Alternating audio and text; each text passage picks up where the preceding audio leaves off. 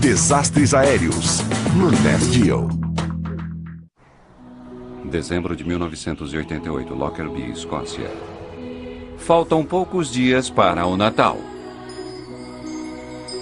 Os moradores de uma pequena cidade escocesa se preparam para os feriados.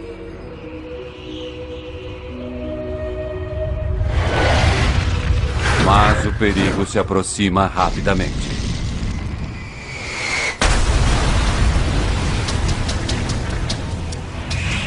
A rua estava em chamas, os gramados estavam em chamas e casas estavam em chamas. Eu nunca tinha visto nada igual. O Natal vai ser lembrado por motivos totalmente errados. Um acidente aéreo devastador abala um vilarejo e chama a atenção do mundo. Dos ataques terroristas da história, foi o mais significativo. O mistério finalmente é descoberto através de um pedaço de escombro menor do que a ponta de um dedo.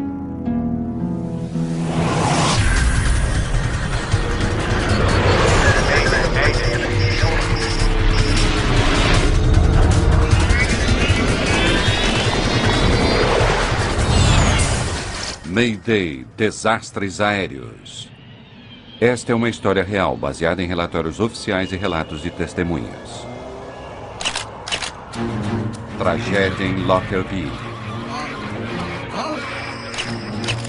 26 de outubro de 1988, próximo a Düsseldorf.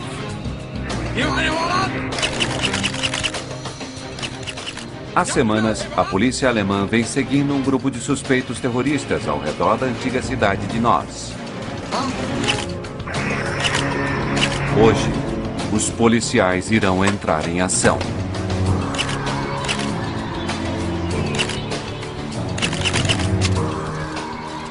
Agora! Polícia! Polícia!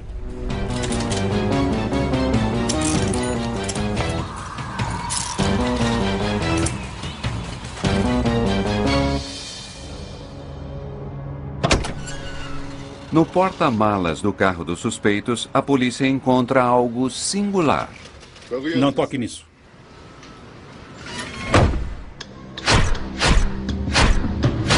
Os policiais fazem busca nos apartamentos usados pelos dois homens.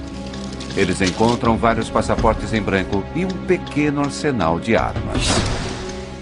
Ao examinar detalhadamente o rádio recuperado no carro dos suspeitos, a polícia descobre que ele está ligado a explosivos.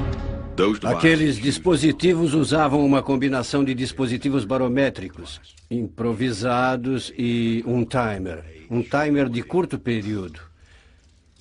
Todos aqueles dispositivos deveriam ser colocados em um avião. Um timer barométrico é ativado por alterações na altitude e é acionado ao alcançar uma determinada altura. Já que isso garante que um avião estará no ar quando a bomba explodir, ele é o dispositivo preferido por aqueles que têm jatos de passageiros como alvos.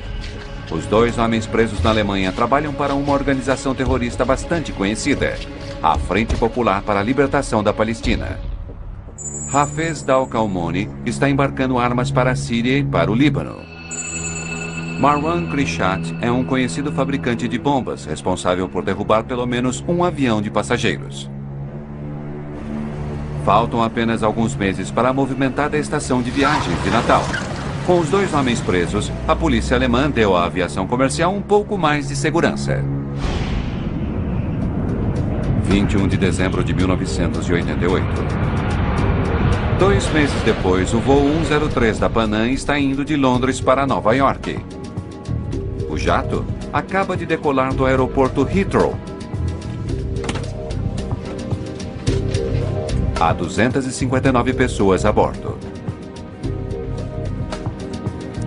A maioria dos passageiros é de americanos. Charles McKee trabalha para o governo dos Estados Unidos. Khalid Jafar mora em Detroit e está voltando para casa depois de uma viagem ao Líbano e à Alemanha. Na primeira parte da viagem aos Estados Unidos, o avião vai rumo a noroeste até a Escócia. A assim chamada saída Daventry é uma das 6 rotas programadas que os aviões seguem quando saem de Heathrow. Lockerbie é uma dentre as várias cidades pequenas que o avião irá sobrevoar. Vivendo tranquilamente nas terras baixas escocesas, os moradores mal sabem que moram sob uma movimentada rota aérea. A Pan Am chama esse 747 de a donzela ligeira dos mares. À medida que ele nivela a 31 mil pés, a tripulação entra em contato com o controle de tráfego aéreo. Boa noite, escoceses. Clipper 103, estamos no nível 310. 103, você está identificado. O comandante James Maguire tem 55 anos. Assim como muitos passageiros nesse voo de pré-feriado, ele está indo para casa.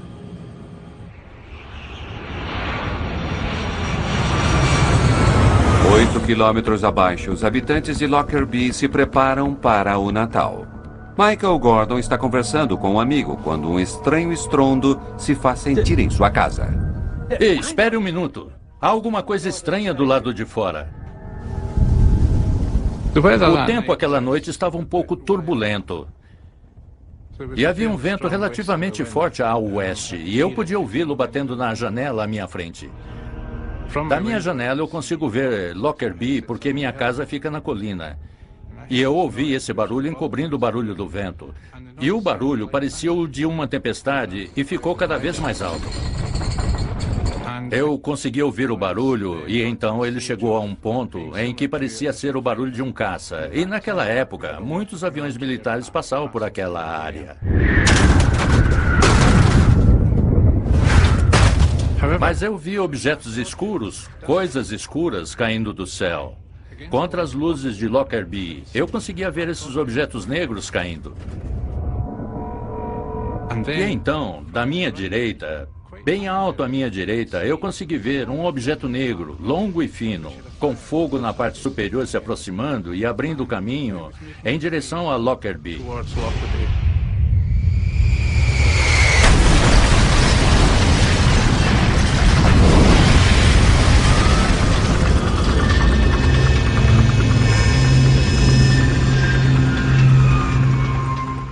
E quando atingiu a cidade, foi mais terrível das explosões. Eu pude ouvir as telhas no meu telhado se levantando.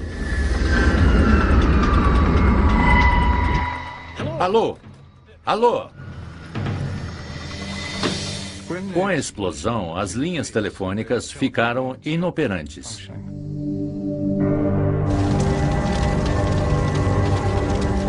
Lockerbie está em chamas.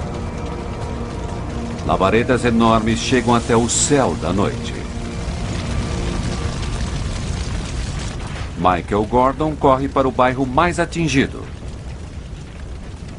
A rua estava em chamas, os gramados estavam em chamas e casas estavam em chamas. E era difícil caminhar sem sentir minha calça e meus sapatos queimando. Você tinha de pular um bocado, pois havia fogo por toda a parte. Mas eu me lembro que naquele momento eu encontrei um bilhete de avião e ele estava perfeitamente intacto. Não havia sofrido dano algum pelo fogo ou combustível ou contaminação pelo que fosse.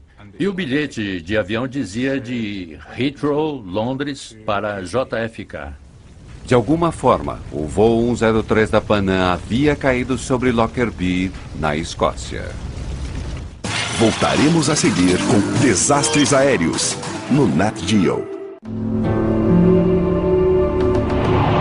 Lockerbie. À luz do dia, todo o horror do acidente com o voo 103 da Pan Am fica claro. Várias casas simplesmente desapareceram, vaporizadas quando o avião caiu sobre elas. Uma cratera enorme foi aberta através do limite sul da cidade. 1.500 toneladas de rocha e terra foram lançadas para fora do solo. 11 habitantes de Lockerbie estão mortos, além de todas as 259 pessoas que estavam a bordo do avião. Pelo que sei, perdi meu cunhado e cunhada e a casa deles. Virou apenas uma cratera de 9 metros de profundidade. Entre as ruínas de suas casas, eles buscam os corpos dos passageiros da aeronave. Uma enorme catástrofe, tão súbita. Um enorme choque para uma cidade tranquila. Parecia um inferno. Toda essa rua estava em chamas. Não sabíamos o que era, então fomos para a rua e vimos todos esses escombros caindo sobre a cidade. Investigadores de desastres aéreos chegam a Lockerbie poucas horas depois do acidente. Mick Charles é o inspetor-chefe da Agência de Investigação de Acidentes Aéreos, a AAIB.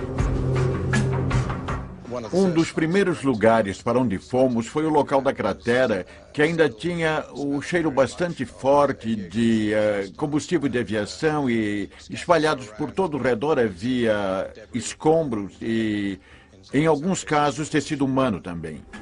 Charles reúne rapidamente sua equipe para iniciar a busca por pistas. O local ainda estava sofrendo os efeitos do impacto. Havia muitas pessoas e, de certa forma, havia caos. Vocês serão organizados em grupos, chefiados por um inspetor da AIB. Alguém tem alguma pergunta? Quanto antes começarmos, melhor. Mais de 1.000 policiais e 600 militares estão em Lockerbie. Você tem sempre esse sentimento de querer entender o que aconteceu. Não havia dúvida de que fosse o que fosse, aquilo era algo gigantesco. Qualquer escombro encontrado é colocado em sacos plásticos transparentes para serem coletados depois. Sacos escuros são usados para armazenar os restos dos corpos. Faltam poucos dias para o Natal, mas o espírito festivo foi abalado. No início da investigação, estávamos tentando encontrar onde estava cada pedaço do avião. Na verdade, tentando encontrar todo o avião. É difícil compreender a dimensão do desastre. Chris, a RAF nos ofereceu um helicóptero. Podemos usá-lo? Certamente. Com tantos destroços sendo encontrados, os investigadores precisam conseguir uma vista aérea e localizar as áreas com maior número de escombros. Havia muito poucos mapas daquela área e logo ficamos absolutamente sem nenhum. Por isso tivemos de usar fotocópias em preto e branco. Os investigadores trazem o oficial da polícia local, Michael Gordon, para ajudá-los na busca. O objetivo era que eu conseguisse identificar marcos geográficos e identificar partes da aeronave. Logo, eles conseguem uma percepção melhor de seu enorme trabalho.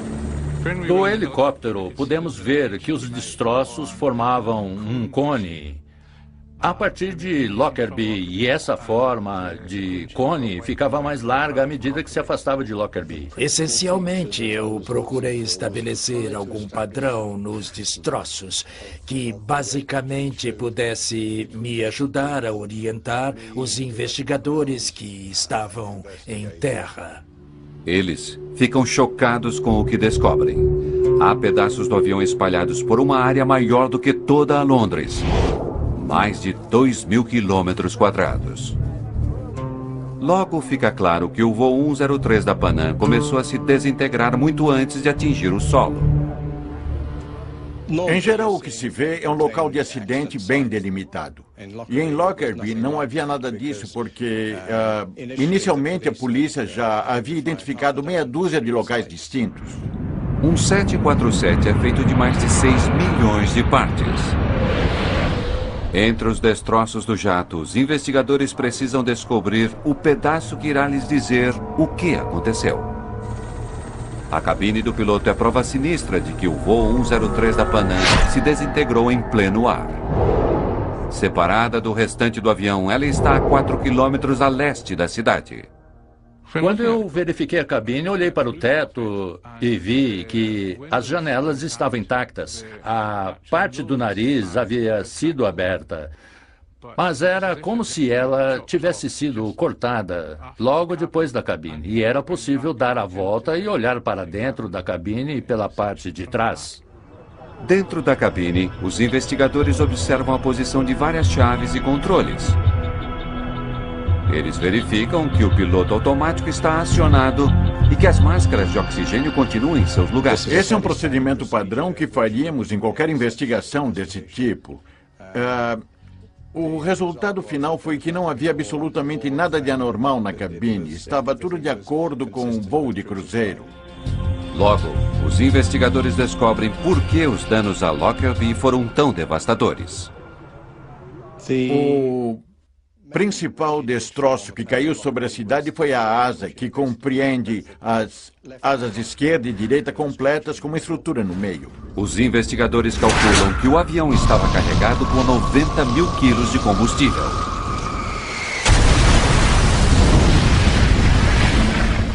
São 150 toneladas descendo essencialmente na vertical com uma velocidade de até 500 nós. E há uma enorme quantidade de energia nisso, que foi o que abriu a cratera. Mas para descobrir a causa do acidente, os investigadores terão de procurar em outro lugar. Eles precisam examinar destroços encontrados ao sul de Lockerbie. Esses pedaços teriam se soltado no início do desastre. Enquanto o cuidadoso trabalho de coletar evidências prossegue, investigadores vasculham os registros de manutenção. Aqueles registros que levantam preocupações quanto à idade do avião. A Donzela Ligeira dos Mares era o 15º 747 fabricado pela Boeing. Ele era um dos 747 mais antigos da Boeing. Foi construído em 1970 e, portanto, tinha 18 anos e cerca de 75 mil horas de voo. Talvez alguma peça crucial do avião tivesse deixado de funcionar enquanto ele sobrevoava Lockerbie. As duas possibilidades óbvias eram a de uma falha estrutural absoluta ou, possivelmente, o resultado de sabotagem. Mick Charles, Tom Thurman, FBI. Prazer em conhecê-lo, Tom. Estava à sua espera. Enquanto os investigadores estão procurando possíveis respostas na história do avião, a segunda possibilidade, sabotagem, também está sendo investigada. Estávamos lá para fornecer pareceres técnicos aos investigadores escoceses sobre explosivos e danos provocados por explosivos e sobre indícios de que pudesse ter sido uma bomba. Apenas 2 anos antes de Lockerbie, uma bomba havia derrubado um jato da Air India ao largo da costa escocesa. Naquele caso, o avião e provas vitais haviam afundado no mar. Mas os destroços do voo da Pan Am estão espalhados pelas terras baixas escocesas. Se foi uma bomba, há uma possibilidade de que provas importantes possam ser encontradas. Todo tipo de esforço logístico seria feito para encontrar tudo, absolutamente tudo, e trazer isso de volta para que pudesse ser analisado e para que pudéssemos chegar a alguma conclusão. Quanto aos fragmentos que encontramos em terra, eles foram apanhados e estávamos procurando por danos provocados por explosão nessas peças de metal. Mas até que tivéssemos encontrado algo que nos dissesse que aquilo fora provocado por uma bomba, uma prova física, era um acidente. Polícia de Lockerbie. Nas primeiras 24 horas, 4 grupos distintos alegaram ser responsáveis pela explosão do jato. Dick Marquis é especialista em terrorismo internacional e trabalha para o FBI americano. Várias organizações reivindicaram responsabilidade ou foram responsabilizadas, incluindo grupos do Irã e palestinos, além de um grupo irlandês que também reivindicou responsabilidade. 6 meses antes, a Marinha Americana abateu um jato de passageiros iraniano. 290 pessoas foram mortas. O governo americano afirma que foi um acidente, mas o Irã prometeu vingança.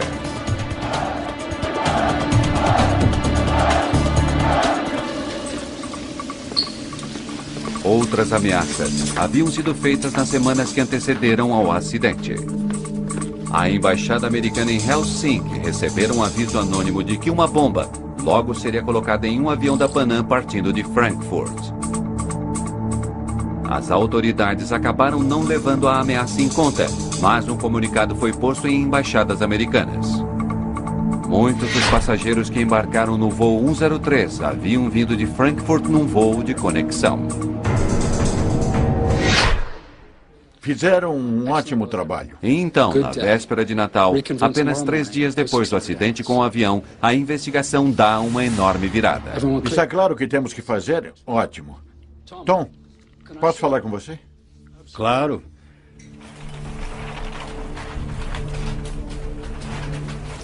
Acho melhor você colocar suas luvas para isso. Mick Charles estava com um saco plástico e havia um pedaço de metal dentro dele. O que é isso? Talvez um pedaço de trilho de bagagem. Isso ajuda a direcionar os contêineres de carga para o lugar certo. Os inspetores em campo descobriram itens que reconheceram como não sendo parte de uma sequência normal de falha que você esperaria encontrar no caso de uma falha estrutural. Mick, isso esteve próximo de uma explosão. Foi o que pensamos também. Pequenas marcas haviam sido feitas no metal. Sinais de uma bomba. Os gases quentes do processo de combustão da explosão atingem um pedaço de metal em especial e fazem buracos nele, como se você tivesse usado um maçarico. Se você pega um maçarico e tem um pedaço de metal, você mal toca o pedaço de metal e o maçarico irá fazer nele um pequeno buraco. É o primeiro destroço encontrado fora da cidade de Lockerbie a mostrar sinais de danos causados pelo fogo. Onde o encontrou? Eu vou levar você até lá. A região rural escocesa está prestes a se transformar na maior cena de crime do mundo. Voltaremos a seguir com Desastres Aéreos, no Nat Geo. É dia de Natal de 1988. Mas em Lockerbie, Escócia, as pessoas ainda estão abaladas devido a um devastador acidente aéreo. O Natal vai ser lembrado por motivos totalmente errados. É uma tragédia para todos. Não acreditam mais em Deus. Para os investigadores do acidente, o 25 de dezembro é tratado como qualquer outro dia de trabalho. Para mim, aquela foi a característica mais peculiar de Lockerbie. Embora fosse Natal, você ficava ali fazendo o que precisava ser feito. Investigadores convergem em um campo de uma fazenda fora da cidade. Aqui! Continue gritando! Não conseguimos ver você! Aqui! O tempo estava muito ruim. Havia uma chuva com nevoeiro. Você não conseguia enxergar 3 metros à sua frente. E havia destroços por toda parte, literalmente. Outra parte do trilho do compartimento de bagagem havia sido encontrada. Isso se parece com o pedaço que você me mostrou ontem à noite. Está faltando cerca de 50 centímetros. E acreditem, lá estava o outro pedaço do trilho, literalmente fincado no solo. Tiramos algumas fotos e foi um presente de Natal. Encontramos o outro pedaço de metal que havia sido arremessado até lá. Não estávamos fascinados, estávamos revigorados. Esse pedaço também tem marcas e furos. Sinais de que estivera próximo de uma explosão. Os pedaços de destroços são parte do campo de escombros ao sul e próximos do início desse campo partindo de Lockerbie. O lugar onde foram lançados sugere que eles devem ter estado entre as primeiras partes a se desprenderem do avião. Suspeitávamos que uma bomba havia provocado aquela destruição. Mas nós não podíamos dizer nada até que os detalhes fossem confirmados pelos especialistas forenses. Um laboratório forense britânico estabeleceu a ligação crucial. Traços de 2 elementos químicos usados para a fabricação de explosivo plástico são encontrados nos escombros recuperados próximos de Lockerbie. Em 28 de dezembro, apenas 7 dias após o acidente, os investigadores têm sua prova e anunciam sua descoberta ao mundo. Foi estabelecido que 2 partes da estrutura do estrado de metal onde ficava a bagagem mostram provas conclusivas de detonação de um explosivo forte. Agora, a queda do voo 103 da Panam é oficialmente um crime. A nossa missão em relação a Lockerbie era encontrar quem havia feito aquilo e provar, pois queríamos levar o responsável aos tribunais para que respondesse pela morte de 270 pessoas. Em Lockerbie, os investigadores da AAIB continuam a separar as toneladas de metal retorcido.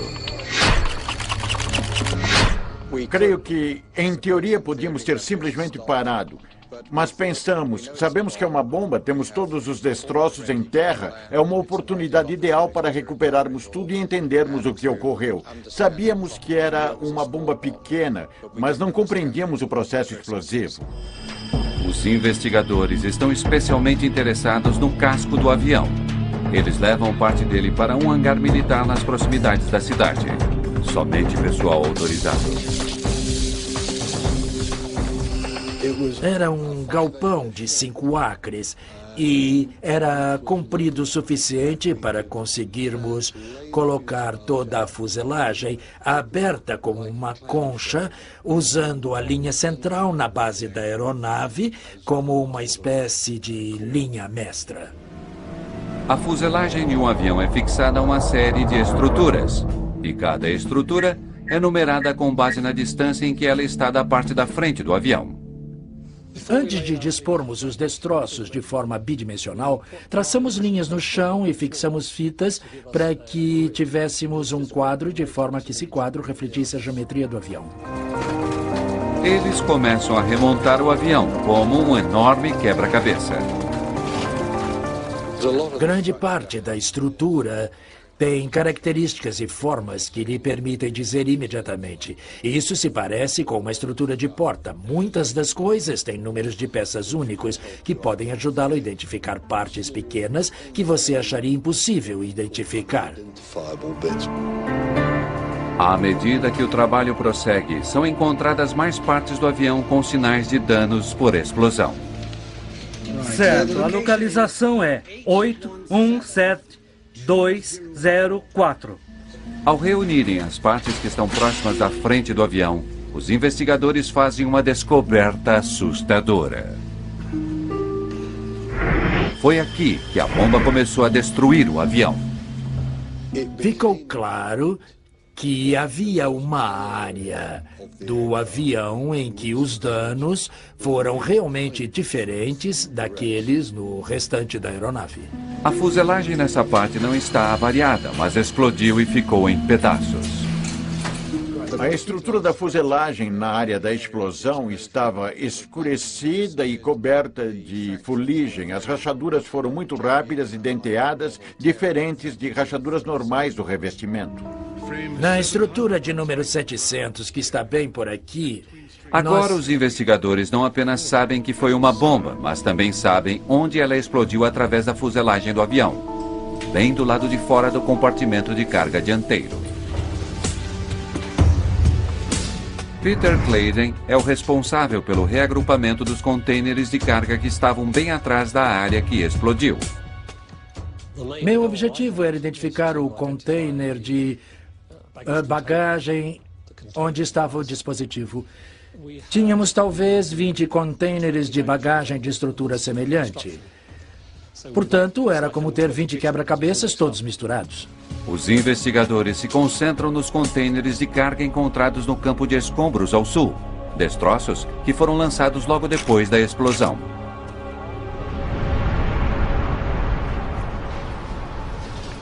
Chegamos à conclusão de que havia apenas 2 na aeronave, um deles feito de alumínio e outro feito de fibra de vidro.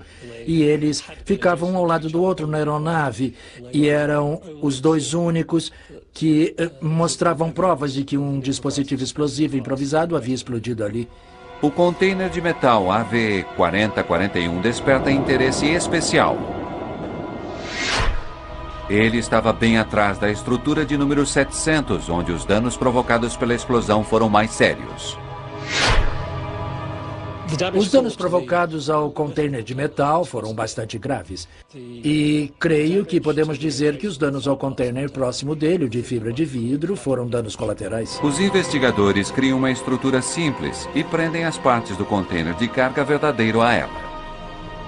Ao fazerem isso, fica claro que o AVE 4041 carregava a bomba que derrubou o avião. Examinando cuidadosamente os danos ao piso e à lateral do container, os investigadores também são capazes de identificar a altura da bomba, onde ela estava no container quando explodiu. O que aquilo me dizia era que o dispositivo estava provavelmente em uma maleta, e aquela maleta provavelmente não estava no piso do container. A impressão é que ela estava um nível acima. Segundo registros de bagagem, isso significa que a mala onde a bomba estava havia vindo de um voo de conexão. Enquanto investigadores estão montando uma parte do container de metal, eles descobrem um fragmento de destroço que não pertence ao container. Quando examinei, vi um pedaço pequeno de destroço preso em uma das dobras. Dobrando cuidadosamente para fora, ele caiu. E pude verificar que se tratava de um fragmento de um quadro de circuitos impressos, um quadro de circuitos eletrônicos. Poderia me trazer uma câmera e um plástico de provas, por favor?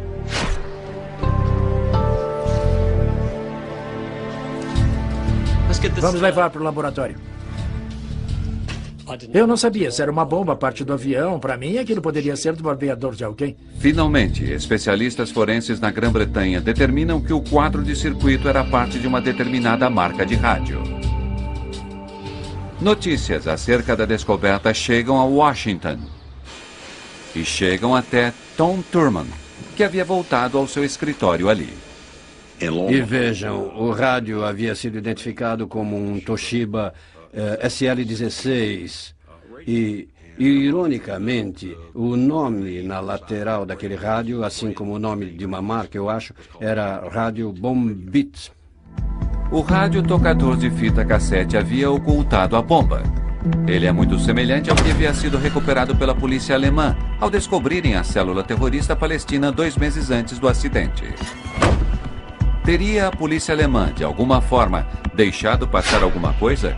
Teria uma bomba fabricada aqui sido usada no voo da Panam?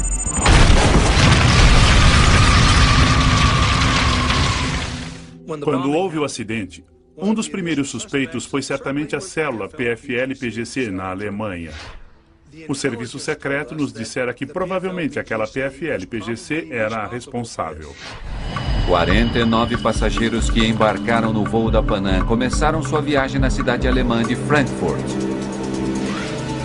Suas malas foram colocadas no voo 103 em Londres. Mas a empresa aérea não garantiu que os passageiros que fizeram o check-in de suas bagagens tenham, na verdade, embarcado naquele avião. Talvez uma bomba feita na Alemanha tenha burlado a segurança em Heathrow, enquanto o terrorista ia embora. O que lhes dissemos foi, se foi esse o caso, provem. Enquanto a investigação prossegue, há uma descoberta intrigante. Embora fabricado pela mesma empresa, o toca-fitas usado na explosão de Lockerbie é ligeiramente diferente daquele que foi apreendido na Alemanha. Os dois estavam em rádios Toshiba, mas um deles era um modelo com alto-falante, enquanto o que explodiu o avião sobre Lockerbie tinha 2 alto-falantes. Era o modelo mais moderno de rádio. A diferença quanto ao modelo do rádio levanta dúvidas.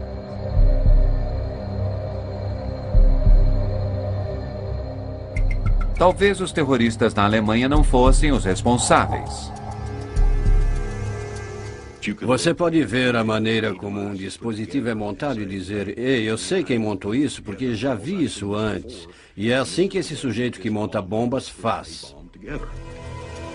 Eles chamam isso de assinatura de quem fez a bomba.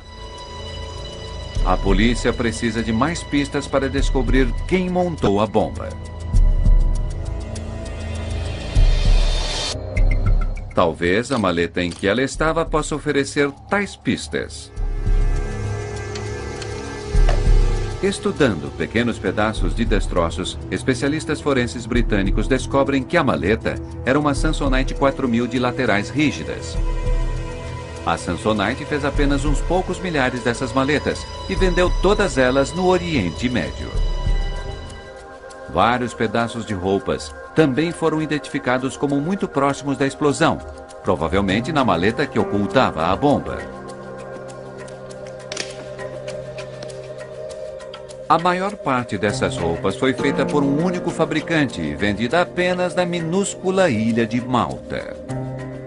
Por isso, Malta se tornou o foco da investigação por causa do fabricante e, no final, da distribuição de algumas das roupas encontradas em Lockerbie.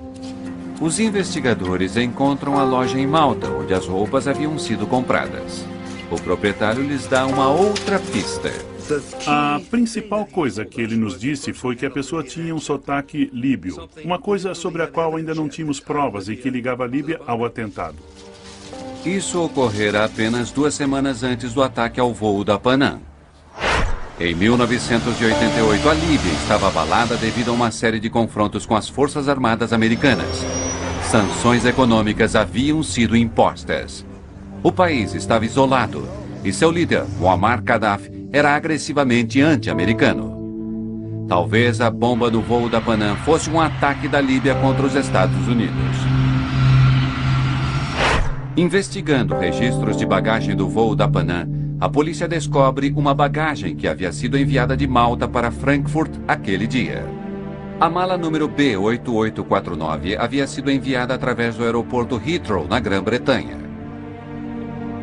Ali, ela fora colocada no segundo nível do container de carga AVE 4041. Era a maleta Samsonite que investigadores agora sabem que carregava a bomba.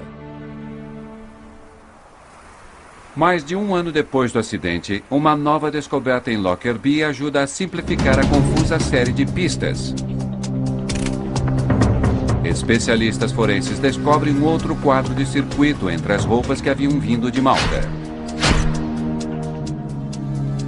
Aquilo não era daquele quadro de circuito que estava no rádio SL-16. E esse quadro de circuito tinha metade do tamanho de sua unha do polegar. Uma fotografia do quadro de circuito é enviada a Tom Thurman. Ele acredita que poderia ser um pedaço do timer da bomba. Eu passei meses, literalmente, verificando todos os arquivos do FBI sobre outros exames que havíamos feito no decorrer de muitos e muitos anos. O FBI tem fotos de timers usados para detonar bombas no mundo todo. Mas Thurman não consegue encontrar nenhum que corresponda à parte encontrada em Lockerbie. Não. Próximo. Depois de certo tempo, eu fiquei simplesmente sem pistas. E naquele ponto eu pensei, muito bem, agora precisamos procurar fora do laboratório do FBI. No final, Thurman leva a fotografia do circuito para a Agência Central de Inteligência. Eu liguei para um contato meu e disse, preciso levar uma coisa para que você verifique para mim. Examinando minuciosamente relatórios sobre vários atentados à bomba, Thurman encontra a correspondência que buscava. Espere um segundo. Aquele poderia ser o mesmo. Você tem esse timer? Quando Thurman examina atentamente o timer apanhado pela CIA, ele fica chocado. Em poucos minutos, literalmente, eu comecei a ter calafrios. E neste momento, ao falar disso, começo a sentir calafrios, porque ainda consigo ver muito vividamente aquele momento em que eu estava olhando para um circuito exatamente igual ao que eu tinha visto na fotografia. Isso é o que estamos procurando. O timer que a CIA possui havia sido apreendido na África poucos anos antes. 2 líbios estavam tentando passar com ele vários quilos de explosivos pela segurança do aeroporto. Ele é idêntico ao timer usado para derrubar o voo 103 e não seria acionado por mudanças de pressão, como a chave barométrica descoberta na Alemanha. Esse dispositivo estava programado para ser acionado em uma determinada hora e não a uma dada altitude.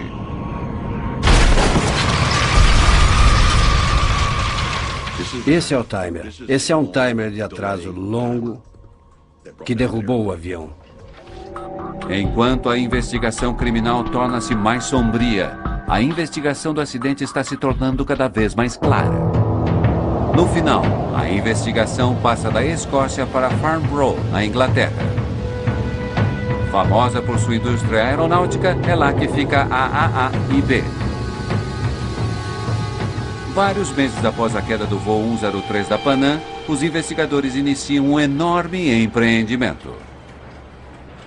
Eles começam a reconstruir uma parte de 20 metros da fuselagem do jato destruído.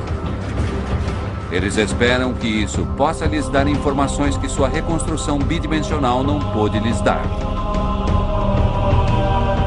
Eles podem ver que a explosão fez um buraco de 1,5 metro por 5 metros na lateral do avião. Chris Prothero é inspetor sênior de acidentes aéreos na AAIB.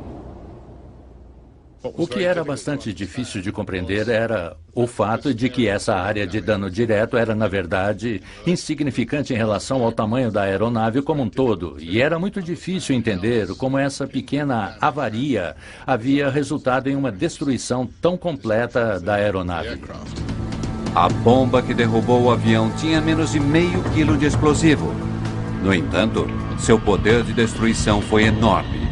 Os investigadores querem saber mais sobre como as ondas de choque se comportam dentro de um jato. É como congelar uma imagem de vídeo.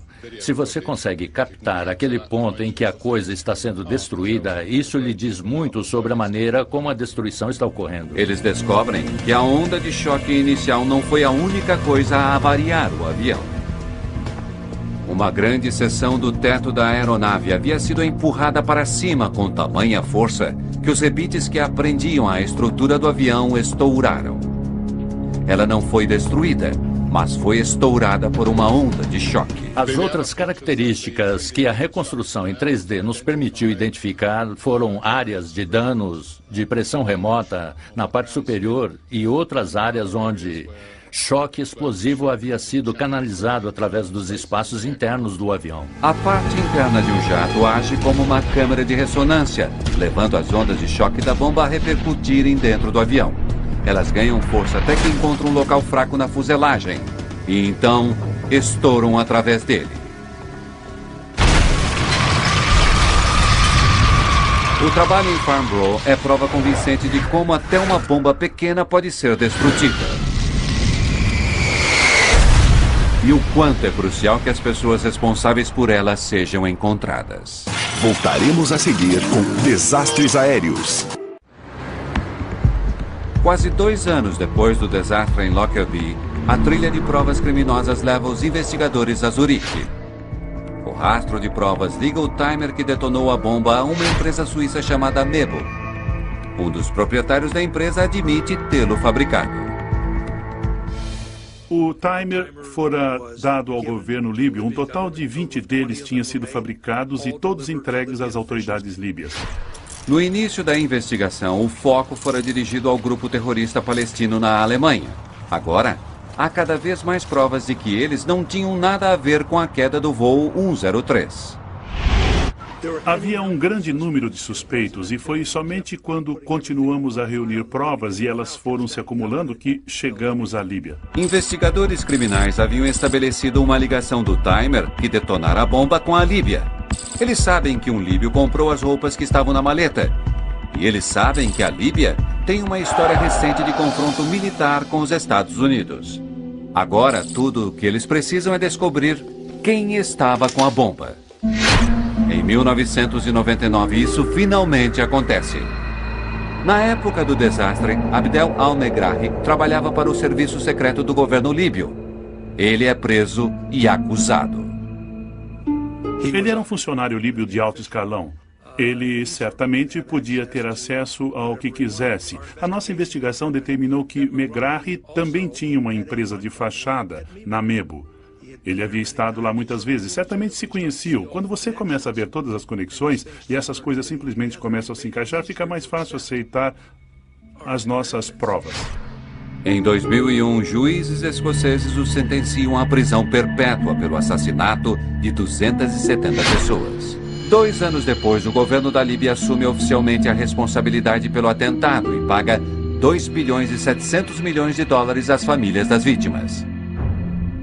Há também um rancor em relação a Panam pelo papel que ela teve no desastre. Uma investigação escocesa acusa a empresa. O passageiro que fez o check-in da bomba no voo 103 não embarcou. Esse é um fato que a Panam poderia ter descoberto se estivesse seguindo os procedimentos corretos. Uma das coisas que descobrimos ao verificarmos o atentado ao voo 103 da Panam foi que havia várias malas naquele avião que não correspondiam aos passageiros. Uma das mudanças que resultaram do atentado ao voo da Air India foi que as empresas aéreas foram obrigadas a se certificarem de que nenhuma mala seria colocada em um avião sem um passageiro que a acompanhasse. É o chamado sistema de reconciliação de bagagem. Sem notificação adequada, a Panam havia parado de fazer a relação passageiro e bagagem no aeroporto Heathrow. Portanto, aquela regra que dizia que toda bagagem deveria ser acompanhada de um passageiro não era cumprida. A empresa foi finalmente considerada culpada de má conduta intencional.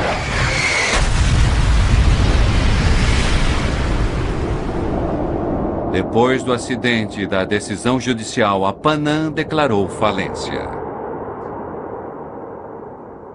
20 anos depois do atentado à bomba do voo 103 da Panam, os destroços de sua fuselagem continuam em Farnborough, na Inglaterra. Aqueles destroços poderão ser usados para o treinamento de investigadores aqui e em todo o mundo. Uma ajuda crucial no caso de outros ataques terroristas. O sentimento permanente que tenho como resultado de Lockerbie é o tremendo nível de cooperação que tivemos de todas as agências. E considerando que havia cerca de 2.500 pessoas, incluindo os militares, a polícia e os demais, acredito que esse seja um grande tributo. Lockerbie foi uma rara ocasião e nos sentimos honrados de participar das investigações e ajudar a chegar onde chegamos. Tivemos pequenas participações, mas todos tiveram pequenas participações que levaram a grandes contribuições para um resultado de sucesso. Na cidade de Lockerbie hoje há poucas evidências do horror que explodiu dos céus há 20 anos. Em uma pequena igreja, próxima de onde a cabine do avião agonizante caiu, há um difícil lembrete do enorme número de vítimas do terrorismo e da importância de levar os culpados aos tribunais.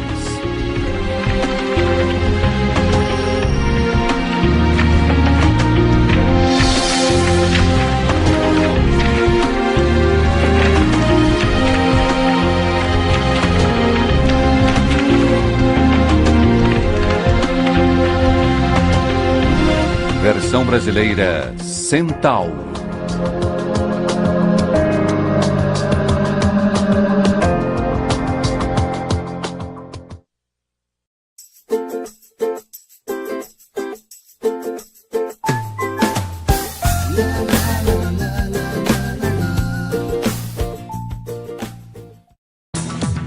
Desastres aéreos, no Nat Geo.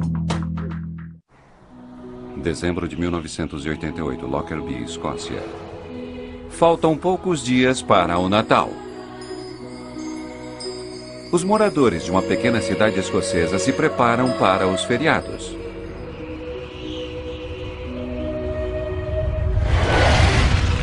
Mas o perigo se aproxima rapidamente.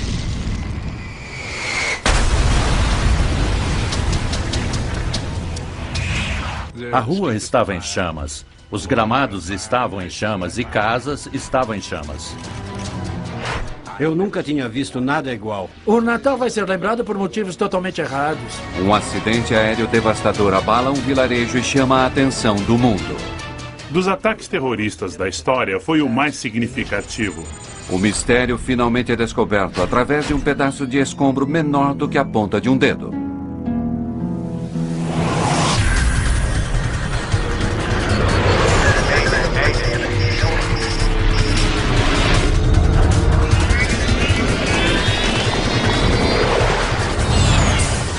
Mayday, desastres aéreos.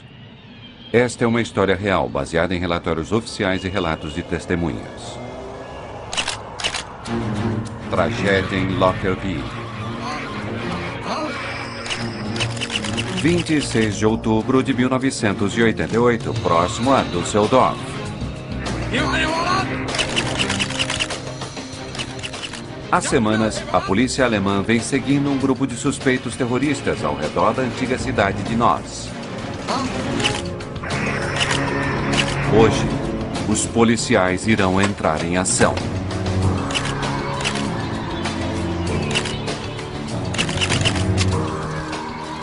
Agora! Polícia! Polícia!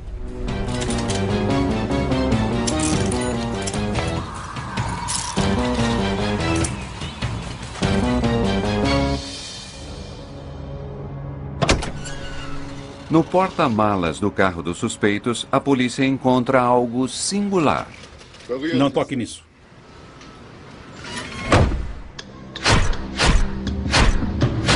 Os policiais fazem busca nos apartamentos usados pelos dois homens.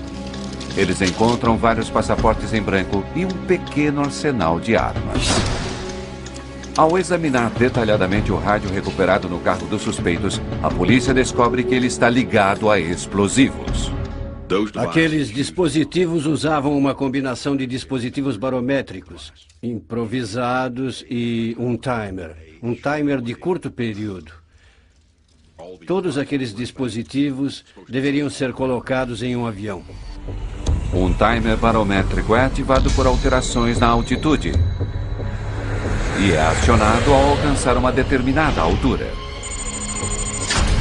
Já que isso garante que um avião estará no ar quando a bomba explodir, ele é o dispositivo preferido por aqueles que têm jatos de passageiros como alvos. Os dois homens presos na Alemanha trabalham para uma organização terrorista bastante conhecida, a Frente Popular para a Libertação da Palestina. Hafez Dal-Kalmoni está embarcando armas para a Síria e para o Líbano. Marwan Krishat é um conhecido fabricante de bombas, responsável por derrubar pelo menos um avião de passageiros. Faltam apenas alguns meses para a movimentada estação de viagens de Natal. Com os dois homens presos, a polícia alemã deu à aviação comercial um pouco mais de segurança. 21 de dezembro de 1988. 2 meses depois, o voo 103 da Pan Am está indo de Londres para Nova York. O jato acaba de decolar do aeroporto Heathrow. Há 259 pessoas a bordo. A maioria dos passageiros é de americanos. Charles McKee trabalha para o governo dos Estados Unidos. Khalid Jafar mora em Detroit e está voltando para casa depois de uma viagem ao Líbano e à Alemanha. Na primeira parte da viagem aos Estados Unidos, o avião vai rumo a noroeste até a Escócia. A assim chamada saída Daventry é uma das 6 rotas programadas que os aviões seguem quando saem de Heathrow. Lockerbie é uma dentre as várias cidades pequenas que o avião irá sobrevoar. Vivendo tranquilamente nas terras baixas escocesas, os moradores mal sabem que moram sob uma movimentada rota aérea. A Pan Am chama esse 747 de a donzela ligeira dos mares. À medida que ele nivela a 31 mil pés, a tripulação entra em contato com o controle de tráfego aéreo. Boa noite, escoceses. Clipper 103, estamos no nível 310. 103, você está identificado. O comandante James Maguire tem 55 anos. Assim como muitos passageiros nesse voo de pré-feriado, ele está indo para casa.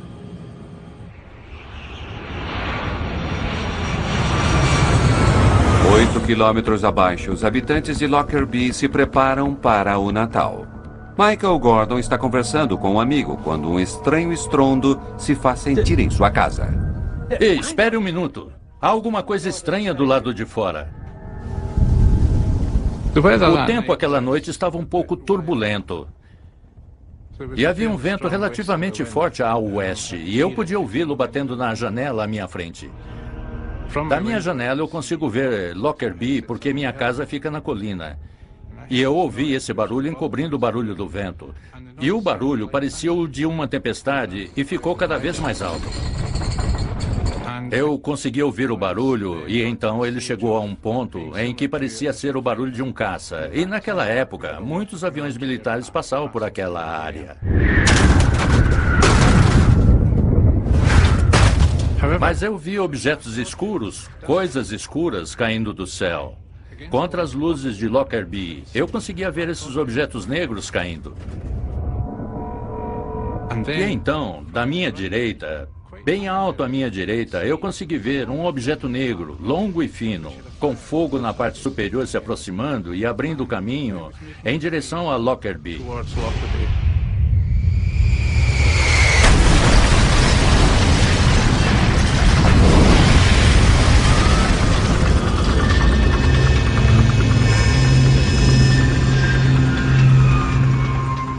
E quando atingiu a cidade, foi mais terrível das explosões. Eu pude ouvir as telhas no meu telhado se levantando. Alô? Alô? Com a explosão, as linhas telefônicas ficaram inoperantes.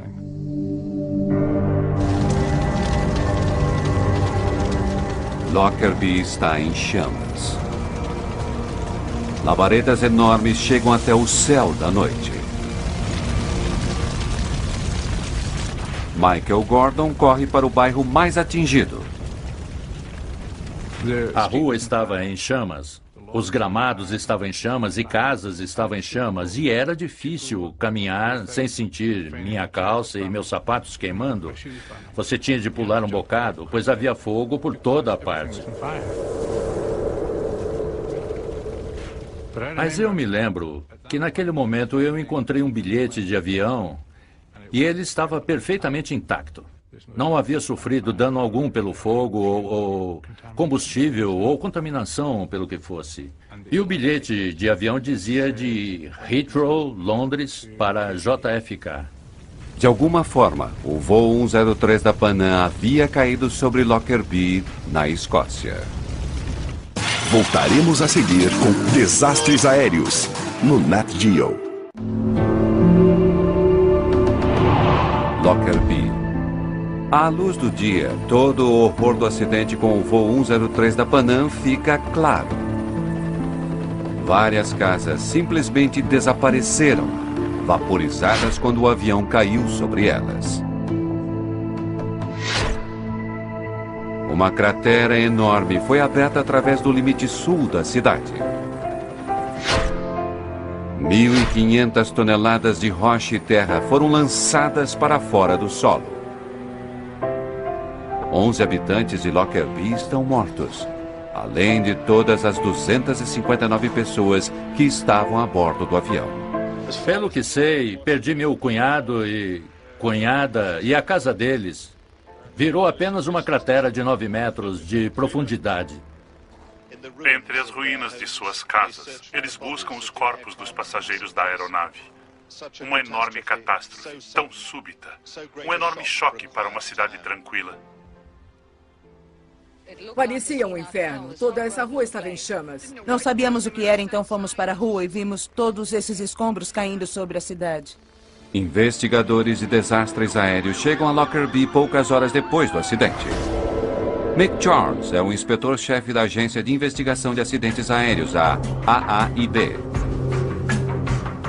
Um dos primeiros lugares para onde fomos foi o local da cratera, que ainda tinha o cheiro bastante forte de combustível de aviação e espalhados por todo o redor havia escombros e, em alguns casos, tecido humano também. Charles reúne rapidamente sua equipe para iniciar a busca por pistas. O local ainda estava sofrendo os efeitos do impacto. Havia muitas pessoas e, de certa forma, havia caos. Vocês serão organizados em grupos, chefiados por um inspetor da AIB. Alguém tem alguma pergunta? Quanto antes começarmos, melhor. Mais de 1.000 policiais e 600 militares estão em Lockerbie. Você tem sempre esse sentimento de querer entender o que aconteceu. Não havia dúvida de que fosse o que fosse, aquilo era algo gigantesco. Qualquer escombro encontrado é colocado em sacos plásticos transparentes para serem coletados depois. Sacos escuros são usados para armazenar os restos dos corpos. Faltam poucos dias para o Natal, mas o espírito festivo foi abalado. No início da investigação, estávamos tentando encontrar onde estava cada pedaço do avião. Na verdade, tentando encontrar todo o avião. É difícil compreender a dimensão do desastre. Chris, a RAF nos ofereceu um helicóptero. Podemos usá-lo? Certamente. Com tantos destroços sendo encontrados, os investigadores precisam conseguir uma vista aérea e localizar as áreas com maior número de escombros. Havia muito poucos mapas daquela área e logo ficamos absolutamente sem nenhum. Por isso tivemos de usar fotocópias em preto e branco. Os investigadores trazem o oficial da polícia local, Michael Gordon, para ajudá-los na busca. O objetivo era que eu conseguisse identificar marcos geográficos e identificar partes da aeronave. Logo, eles conseguem uma percepção melhor de seu enorme trabalho. Do helicóptero, pudemos ver que os destroços formavam um cone a partir de Lockerbie, e essa forma de cone ficava mais larga à medida que se afastava de Lockerbie. Essencialmente, eu procurei estabelecer algum padrão nos destroços que basicamente pudesse me ajudar a orientar os investigadores que estavam em terra. Eles ficam chocados com o que descobrem. Há pedaços do avião espalhados por uma área maior do que toda a Londres. Mais de 2.000 quilômetros quadrados. Logo fica claro que o voo 103 da Pan Am começou a se desintegrar muito antes de atingir o solo. Em geral, o que se vê é um local de acidente bem delimitado. E em Lockerbie não havia nada disso porque, inicialmente, a polícia já havia identificado meia dúzia de locais distintos. Um 747 é feito de mais de 6 milhões de partes. Entre os destroços do jato, os investigadores precisam descobrir o pedaço que irá lhes dizer o que aconteceu. A cabine do piloto é prova sinistra de que o voo 103 da Pan Am se desintegrou em pleno ar. Separada do restante do avião, ela está a 4 quilômetros a leste da cidade. Quando eu verifiquei a cabine, olhei para o teto e vi que as janelas estavam intactas. A parte do nariz havia sido aberta, mas era como se ela tivesse sido cortada logo depois da cabine. E era possível dar a volta e olhar para dentro da cabine pela parte de trás. Dentro da cabine, os investigadores observam a posição de várias chaves e controles. Eles verificam que o piloto automático está acionado e que as máscaras de oxigênio continuam em seus lugares. Esse é um procedimento padrão que faríamos em qualquer investigação desse tipo. O resultado final foi que não havia absolutamente nada de anormal na cabine. Estava tudo de acordo com um voo de cruzeiro. Logo, os investigadores descobrem por que os danos a Lockerbie foram tão devastadores.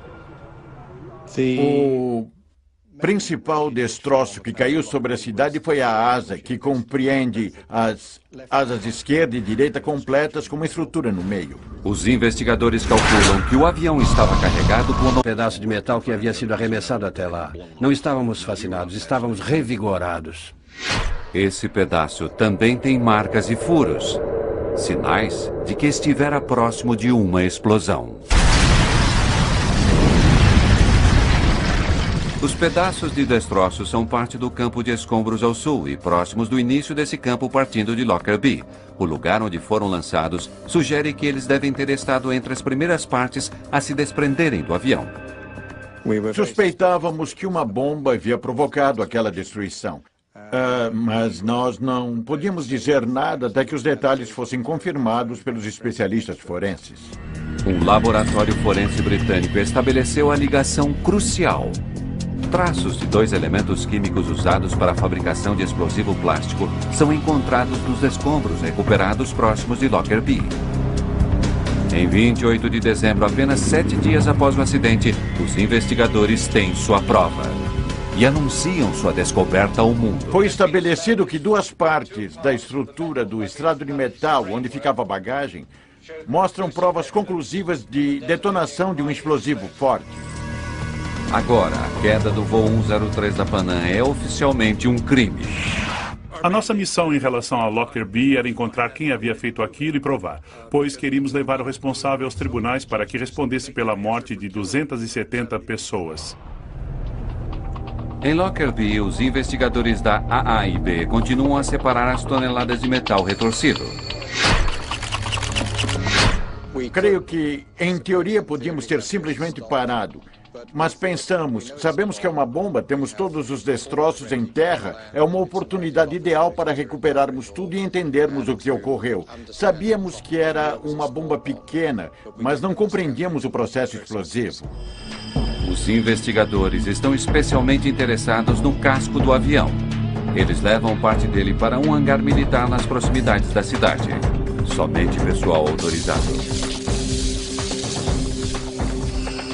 Era um galpão de 5 acres e era comprido o suficiente para conseguirmos colocar toda a fuselagem aberta como uma concha, usando a linha central na base da aeronave como uma espécie de linha mestra. A fuselagem de um avião é fixada a uma série de estruturas, e cada estrutura é numerada com base na distância em que ela está da parte da frente do avião. Antes de dispormos os destroços de forma bidimensional, traçamos linhas no chão e fixamos fitas para que tivéssemos um quadro de forma que esse quadro refletisse a geometria do avião. Eles começam a remontar o avião como um enorme quebra-cabeça.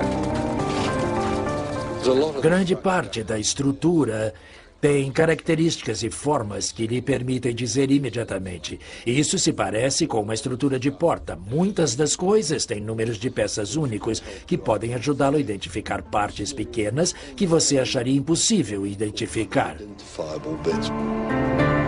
À medida que o trabalho prossegue, são encontradas mais partes do avião com sinais de danos por explosão. Certo, a localização é 817-204. Ao reunirem as partes que estão próximas da frente do avião, os investigadores fazem uma descoberta assustadora. Foi aqui que a bomba começou a destruir o avião. Ficou claro que havia uma área do avião em que os danos foram realmente diferentes daqueles no restante da aeronave. A fuselagem nessa parte não está avariada, mas explodiu e ficou em pedaços. A estrutura da fuselagem na área da explosão estava escurecida e coberta de fuligem. As rachaduras foram muito rápidas e denteadas, diferentes de rachaduras normais do revestimento. Na estrutura de número 700, que está bem por aqui... Agora os investigadores não apenas sabem que foi uma bomba, mas também sabem onde ela explodiu através da fuselagem do avião, bem do lado de fora do compartimento de carga dianteiro. Peter Claydon é o responsável pelo reagrupamento dos contêineres de carga que estavam bem atrás da área que explodiu. Meu objetivo era identificar o container de bagagem onde estava o dispositivo. Tínhamos talvez 20 contêineres de bagagem de estrutura semelhante. Portanto, era como ter 20 quebra-cabeças todos misturados. Os investigadores se concentram nos contêineres de carga encontrados no campo de escombros ao sul, destroços que foram lançados logo depois da explosão.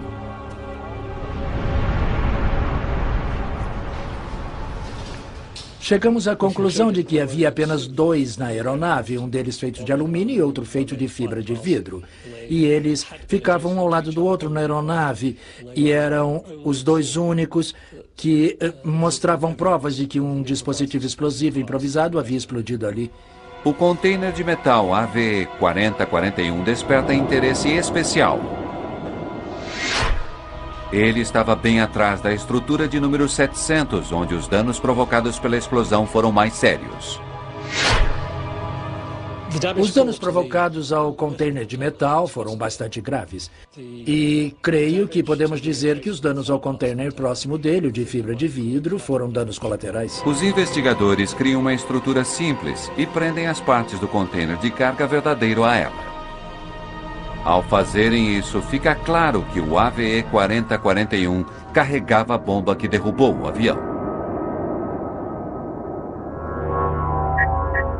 Examinando cuidadosamente os danos ao piso e à lateral do container, os investigadores também são capazes de identificar a altura da bomba, onde ela estava no container quando explodiu.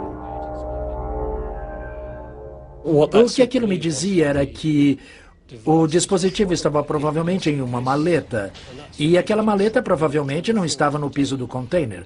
A impressão é que ela estava um nível acima. Segundo registros de bagagem, isso significa que a mala onde a bomba estava havia vindo de um voo de conexão. Enquanto investigadores estão montando uma parte do container de metal, eles descobrem um fragmento de destroço que não pertence ao container. Quando examinei, vi um pedaço pequeno de destroço preso em uma das dobras. Dobrando cuidadosamente para fora, ele caiu. E pude verificar que se tratava de um fragmento de um quadro de circuitos impressos, um quadro de circuitos eletrônicos. Poderia me trazer uma câmera e um plástico de provas, por favor?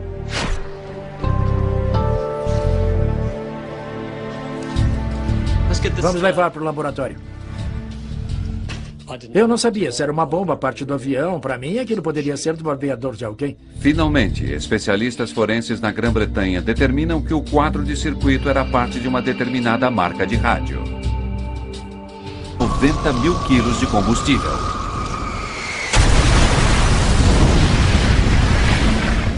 São 150 toneladas descendo essencialmente na vertical com uma velocidade de até 500 nós.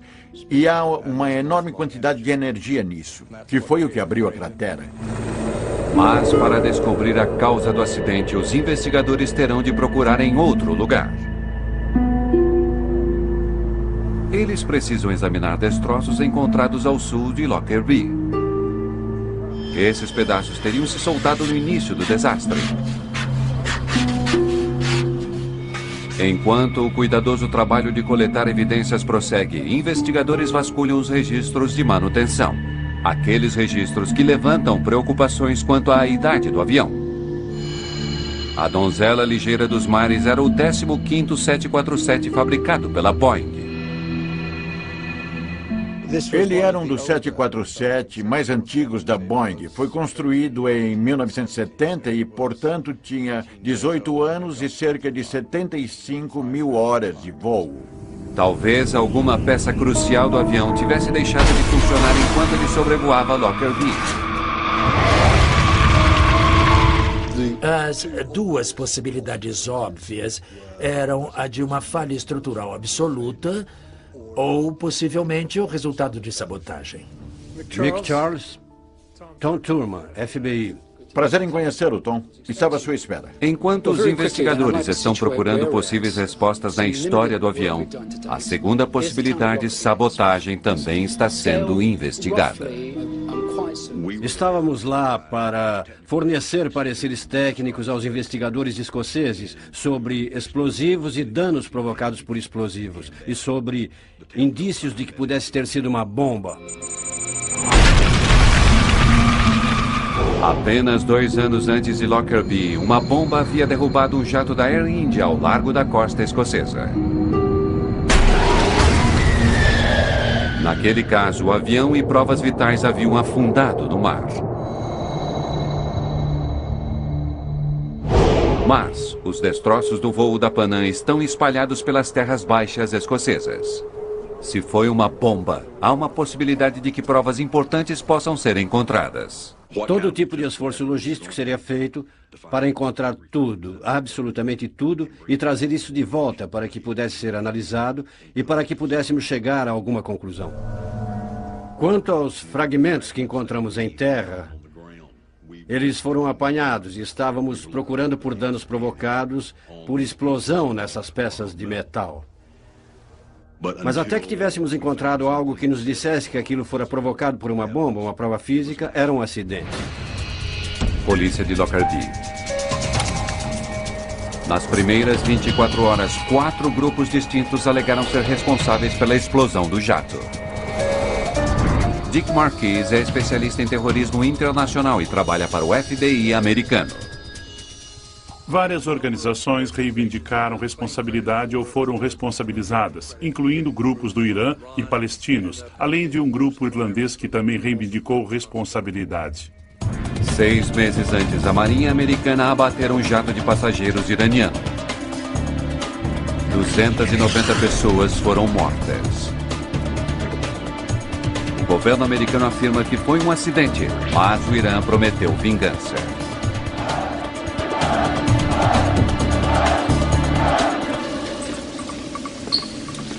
Outras ameaças haviam sido feitas nas semanas que antecederam ao acidente.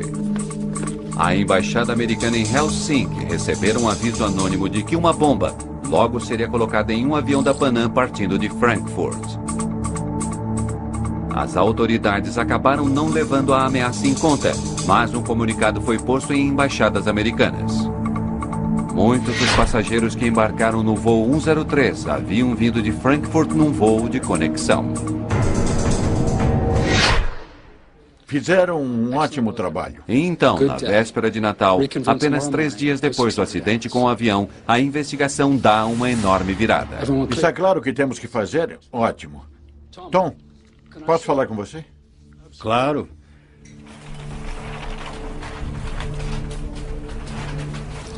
Acho melhor você colocar suas luvas para isso. Mick Charles estava com um saco plástico e havia um pedaço de metal dentro dele. O que é isso? Talvez um pedaço de trilho de bagagem. Isso ajuda a direcionar os contêineres de carga para o lugar certo. Os inspetores em campo descobriram itens que reconheceram como não sendo parte de uma sequência normal de falha que você esperaria encontrar no caso de uma falha estrutural. Mick, isso esteve próximo de uma explosão. Foi o que pensamos também. Pequenas marcas haviam sido feitas no metal. Sinais de uma bomba. Os gases quentes do processo de combustão da explosão atingem um pedaço de metal em especial e fazem buracos nele, como se você tivesse usado um maçarico. Se você pega um maçarico e tem um pedaço de metal, você mal toca o pedaço de metal e o maçarico irá fazer nele um pequeno buraco. É o primeiro destroço encontrado fora da cidade de Lockerbie a mostrar sinais de danos causados pelo fogo. Onde o encontrou? Eu vou levar você até lá. A região rural escocesa está prestes a se transformar na maior cena de crime do mundo. Voltaremos a seguir com Desastres Aéreos, no Nat Geo. É dia de Natal de 1988. Mas em Lockerbie, Escócia, as pessoas ainda estão abaladas devido a um devastador acidente aéreo. O Natal vai ser lembrado por motivos totalmente errados. É uma tragédia para todos. Não acreditam mais em Deus. Para os investigadores do acidente, o 25 de dezembro é tratado como qualquer outro dia de trabalho. Para mim, aquela foi a característica mais peculiar de Lockerbie. Embora fosse Natal, você ficava ali fazendo o que precisava ser feito. Investigadores convergem em um campo de uma fazenda fora da cidade. Aqui! Continue gritando! Não conseguimos ver você! Aqui! O tempo estava muito ruim. Havia uma chuva com nevoeiro. Você não conseguia enxergar 3 metros à sua frente. E havia destroços por toda parte, literalmente. Outra parte do trilho do compartimento de bagagem havia sido encontrada. Isso se parece com o pedaço que você me mostrou ontem à noite. Está faltando cerca de 50 centímetros. E acreditem, lá estava o outro pedaço do trilho, literalmente fincado no solo. Tiramos algumas fotos e foi um presente de Natal encontrarmos o outro. Notícias acerca da descoberta chegam a Washington. E chegam até Tom Thurman, que havia voltado ao seu escritório ali. E vejam, o rádio havia sido identificado como um Toshiba SL-16 e, ironicamente, o nome na lateral daquele rádio, assim como o nome de uma marca, eu acho, era Rádio Bombit. O rádio tocador de fita cassete havia ocultado a bomba. Ele é muito semelhante ao que havia sido recuperado pela polícia alemã ao descobrirem a célula terrorista palestina 2 meses antes do acidente. Teria a polícia alemã, de alguma forma, deixado passar alguma coisa? Teria uma bomba fabricada aqui sido usada no voo da Panam?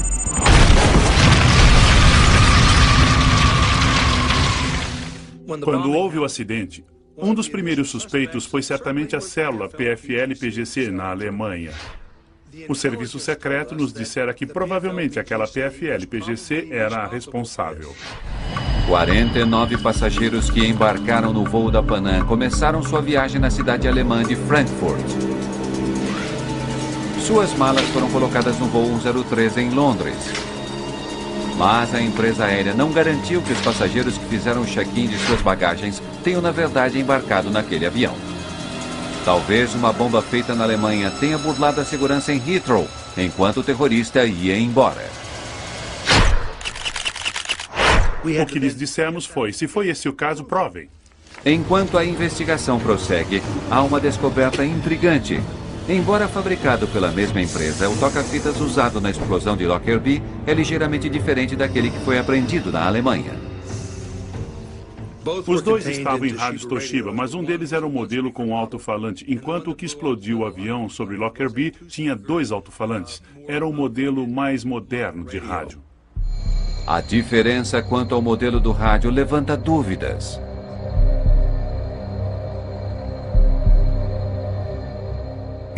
Talvez os terroristas na Alemanha não fossem os responsáveis. Você pode ver a maneira como um dispositivo é montado e dizer: ei, eu sei quem montou isso porque já vi isso antes. E é assim que esse sujeito que monta bombas faz. Eles chamam isso de assinatura de quem fez a bomba. A polícia precisa de mais pistas para descobrir quem montou a bomba. Talvez a maleta em que ela estava possa oferecer tais pistas. Estudando pequenos pedaços de destroços, especialistas forenses britânicos descobrem que a maleta era uma Samsonite 4000 de laterais rígidas. A Samsonite fez apenas uns poucos milhares dessas maletas e vendeu todas elas no Oriente Médio.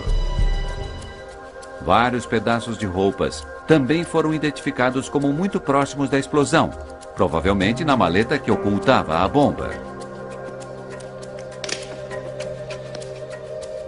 A maior parte dessas roupas foi feita por um único fabricante e vendida apenas na minúscula ilha de Malta. Por isso, Malta se tornou o foco da investigação por causa do fabricante e, no final, da distribuição de algumas das roupas encontradas em Lockerbie. Os investigadores encontram a loja em Malta, onde as roupas haviam sido compradas. O proprietário lhes dá uma outra pista.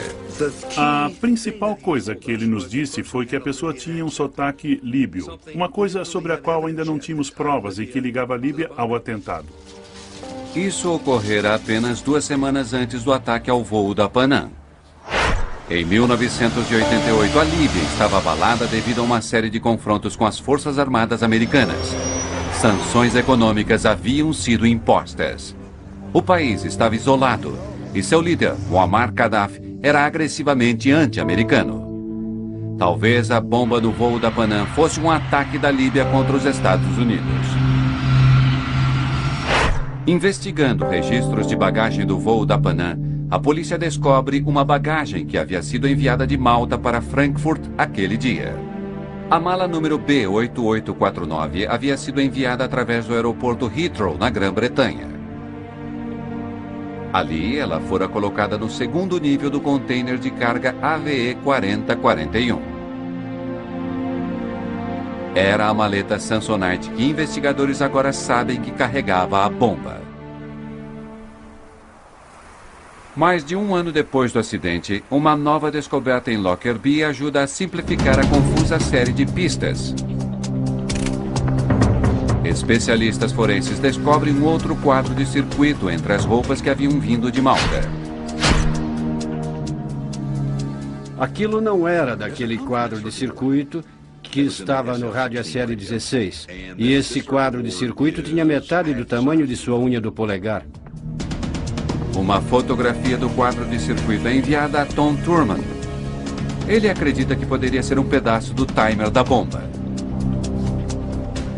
Eu passei meses, literalmente, verificando todos os arquivos do FBI sobre outros exames que havíamos feito no decorrer de muitos e muitos anos. O FBI tem fotos de timers usados para detonar bombas do mundo todo. Mas Thurman não consegue encontrar nenhum que corresponda à parte encontrada em Locker B. Não. Próximo. Depois de certo tempo, eu fiquei simplesmente sem pistas. E naquele ponto eu pensei, muito bem, agora precisamos procurar fora do laboratório do FBI. No final, Thurman leva a fotografia do circuito para a Agência Central de Inteligência. Eu liguei para um contato meu e disse, preciso levar uma coisa para que você verifique para mim. Examinando minuciosamente relatórios sobre vários atentados à bomba, Thurman encontra a correspondência que buscava. Espere um segundo. Aquele poderia ser o mesmo. Você tem esse timer? Quando Thurman examina atentamente o timer apanhado pela CIA, ele fica chocado. Em poucos minutos, literalmente, eu comecei a ter calafrios. E neste momento, ao falar disso, começo a sentir calafrios, porque ainda consigo ver muito vividamente aquele momento em que eu estava olhando para um circuito exatamente igual ao que eu tinha visto na fotografia. Isso é o que estamos procurando. O timer que a CIA possui havia sido apreendido na África poucos anos antes. 2 líbios estavam tentando passar com ele vários quilos de explosivos pela segurança do aeroporto.